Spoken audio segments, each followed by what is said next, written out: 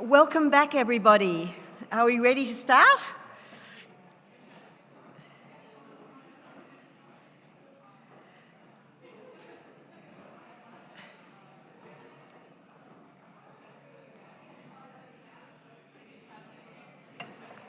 Great. Well, here we are after a fabulous first session of the symposium. I know I got lots of new ideas that I'm taking back to my work, and I'm sure everybody else here has too. So thank you so much to our speakers this morning. Now we have a really interesting panel of practitioners that are going to talk about reframing and rethinking our customer vulnerability. There are four presentations with 5 speakers.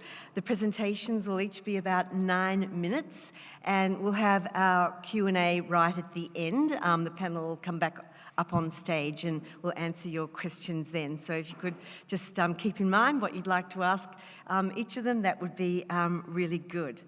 The first presentation today is by Mandy Griffiths, who's the Assistant Director of Strategic Communications and Community Engagement at the Victorian Government's Department of Families, Fairness and Housing. And interestingly, Mandy also worked with the Department of Premier and Cabinet and was a founding member of the Victorian Government's COVID response team, which I think would be just another really interesting presentation to hear about. Mandy today, though, is going to talk about we don't have all the answers, the importance of consulting with community. Thanks, Mandy.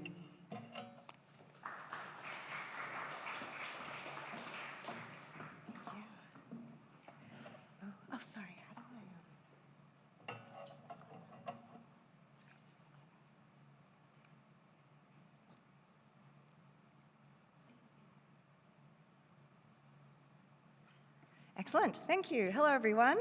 It's very wonderful to be here and to be talking about this. So yes, I'm from the Department of Families, Fairness and Housing, and a lot of what I'll be talking about is what we learned during the COVID-19 pandemic. So I have a communications background, and that actually became very important during the pandemics, which was good to get our time in the sun, but also incredibly challenging.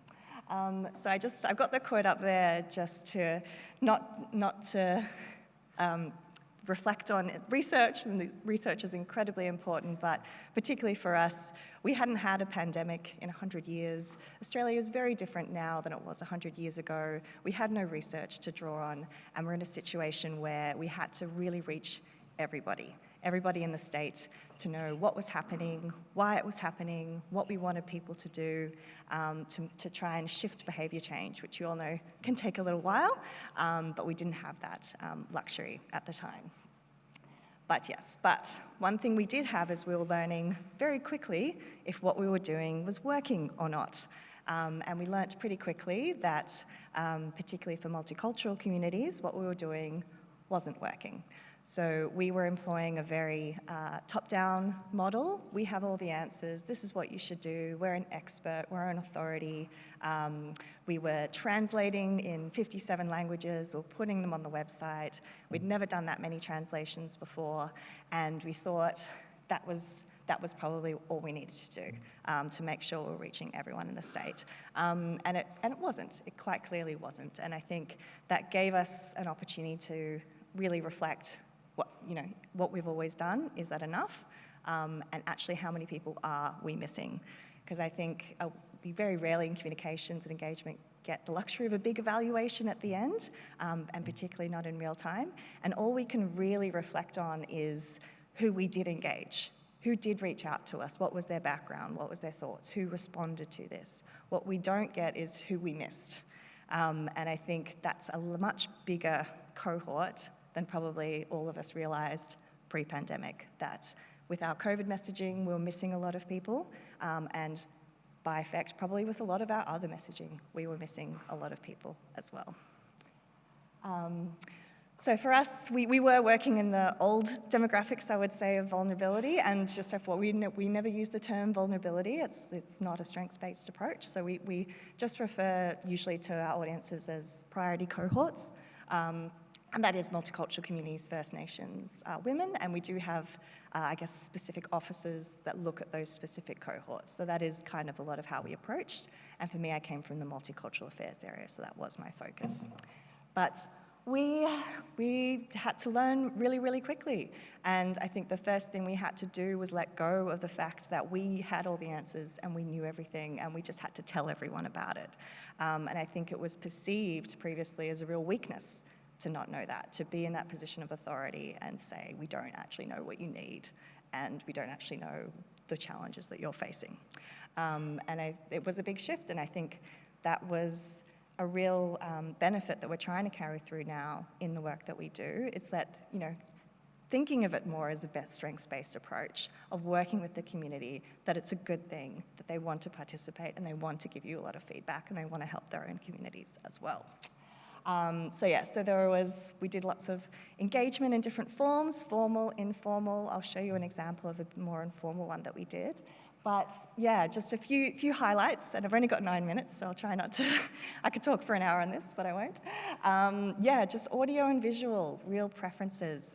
Something that's not captured in census data is, it captures if people speak other languages. It doesn't capture if they read in those languages. So that's something we found out that's probably a much bigger cohort than we thought. So even when we were translating written information in so many languages, didn't actually necessarily mean that people could read it, and that was largely women and older people who, for various reasons, had limited education opportunities growing up. Audio and visual just make sure that they're captured as well, and they can be included in the content. And I think for us, anyone, whether you have very high English literacy or not, audio and visual can be really engaging, and you can digest information a lot more quickly. Going beyond digital distribution. So I know we're in a big phase, and it's the same thing happening in government, that we want to automate things and systemize them and have efficiencies and make everything digital. But I think just from our learnings during COVID, you are going to miss a lot of people if you're only doing digital distribution. There's a variety of reasons. They either access barriers, they don't have the data, they don't have laptops, could be English barriers or just digital literacy. They don't know how to navigate the websites or navigate the different forms that you're required to do. And while it's more resource intensive, you are going to miss people if you're only doing digital, and that's, again, largely seniors, people from multicultural backgrounds and people in lower socioeconomic status areas that miss that. I think everyone has a phone, but most people do have a phone, not everyone has a lot of data. So again, that's just another barrier that we're facing. So in person, face-to-face, having a human that someone can talk to is really effective. More work, but very effective. Having a distribution plan. So as I mentioned, we had Department of Health, and I will say I wasn't working in the Department of Health, I was DPC. We were just supporting from a multicultural aspect. They were doing all these translations that were going on the website, but because they hadn't done them before, no one ever thought that they were even doing them. They didn't look for them. They didn't know that they were there. And so it is really important to just not expect people to know to come to you. You have to go to them. You have to be in the channels that they want to if you really want to engage with them effectively. Local solutions for local challenges. I'm sure this is not a surprise, but every community has their own challenges they're facing and ways to overcome it. Local government became such an important conduit for that, and I think a benefit from the pandemic has been we are working a lot more closely with local government in that way. And the messenger matters. So even that new cohort of people with a lot of distrust that was mentioned earlier, of vulnerability, no matter how good our communications might be or how extensive our outreach might be, there are some people who just do not want to engage with government for a variety of reasons. They've had bad experiences in the past, particularly people from overseas, had really bad experiences, and that's nothing to do with our government, but that has been their experience in the, previously. So yeah, having people from within the community, those community leaders, it's just so important to make sure that you are capturing the people who aren't going to engage with government as well, and make sure they're included in the mix. And I think people get a bit scared about talking to community, so it's really the community research aspect that I'm talking to here, that they have to be trained, they're not qualified, what if they want something that we can't deliver? And that happens a lot, that we can't deliver what they want. But I think really anyone can do this and should do this if you take the principle of just treating people with respect and just approaching them in that way, understanding they have their own experiences that are worthwhile sharing, that they may not be able to work to your time frame or within office hours, or a lot of people were volunteers, but they could do it at nights or on weekends, and just accommodating that. Treating with empathy, giving them, empowering them to do their own work within the community. We really tried to focus in on that and use that as an opportunity to build up that capability of communications and building channels within the community that we didn't own, but that they could manage. I think you're always going to get a good outcome from that. This is one of the more informal channels that I mentioned that we did. So there was regular roundtables with community leaders, engagement with Department of Health. That was all happening quite formally. What we noticed, though, was on that day-to-day interaction, there was less engagement, two-way interaction for the community leaders. And one thing we did learn was that WhatsApp was one of the few channels that a lot of different communities use. It is low data. People can call home overseas. It's those private messaging channels that people use. We're like, okay, well, we need to be on WhatsApp then. So we set up a group for the community leaders that we were familiar with. It was invitation only. We had guidelines about what is appropriate to post on this group, what isn't, but we deliberately kept it very open. So it wasn't just another channel where we were telling them things. They could talk to each other. And ideally, it wasn't going to be Ask the Department channel where people asked us questions and we responded. We wanted it to be a conversation between community leaders as well. And we found this to be really effective because I think a lot of the community leaders, so much was being asked of them and they felt quite alone in the work that they were doing. But being able to talk to another community leader from another community, experiencing the same thing, I think they found really comforting and they could help each other with things they'd learned. We funded a lot of groups to do culturally appropriate food relief, and so the groups that hadn't been funded or didn't have that set up were able to reach out and say, I really know about this family, I don't know what to do, like they're too disconnected, they won't do it, like they need special things, and other people in the group could say, hey, we've been funded to help with this, we can help that family for you. So it was a really nice way for everyone to come together, and for us to also just in plain language, it was mentioned reading level before, I think plain language is so important for any of the communications we do, and we don't do it enough in government, I'll be the first to say that, but 43% of Australians don't read above a grade 8 reading level, and that's whether they're from other countries or not. That is just where we're at. And so we'd communicate things in plain language when it was potentially a bit technical. We would make it clearer, check that everything was still accurate and be able to find them information.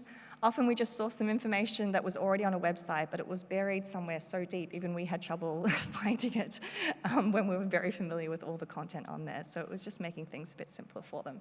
And we got really good feedback from that. It's still active today. It's been running for over 2 years now. Topics, it's a bit of a work for us. No one really wants to talk about COVID anymore, so thank you for listening to me talk about COVID. But it still lives on, and it's been a great communication channel, and right now we're just envisioning how we take this forward so it's an ongoing, useful channel. And so I will say WhatsApp we loved as well because it's so easy to forward information.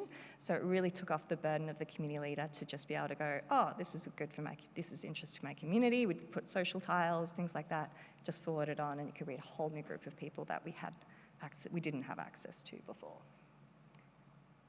Excellent. So now the question is, we had a lot of resources, we had a lot of support during COVID to work in this way. I think when you're at a point where you're like, what we're doing isn't working, there is an invitation to try new things and the risk is quite low. So how do we actually take what we learned that was successful and embed it into the work that we do now? And I think a good way of phrasing this is people often talk about the hard to reach audience. There's the general population and then there's the hard to reach. I think that's, potentially a quite negative way of looking at it, like they're deliberately trying to make your life difficult because they have barriers to access. We try to refer to it as hardly reached. So if you think of it that way, they're the people that just aren't getting a lot of messaging and not for their own fault. And if we can reach them, largely we can reach everyone else as well because we would have penetrated a lot of those barriers. It's a real mindset shift.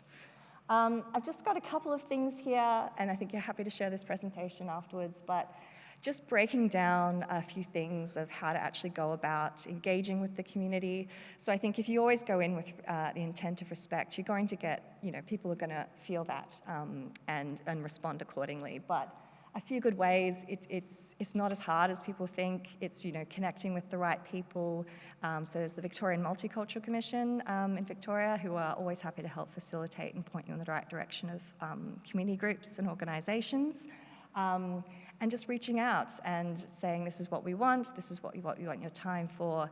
It's paying for people's time, whether with gift cards or actually kind of a paid position. We're really trying to change shift the mindset that community expertise is expertise, just like a graphic designer has expertise. People who've worked for so many years in a community and understand it so well, that is an expertise worth paying for. And also you build that kind of formality. And what do you want out of them? So that's a little thing. And then, example questions just to get you started. How does it work in your community? So just a little guide to just also, I think we can be very formal, and that a lot of communities don't respond to that. Sometimes we're like, let's talk about this, we've got 20 minutes, and we think we're doing them a favor because we're not taking up much of their time, but actually what they would like is to get to know us and the work that we're doing and what we want, and they actually want like a 2-hour sit down, have a coffee, get to know each other's session. So I think approaching, how does it work for that community? Starting general, let them get comfortable before you really drill down into what you want.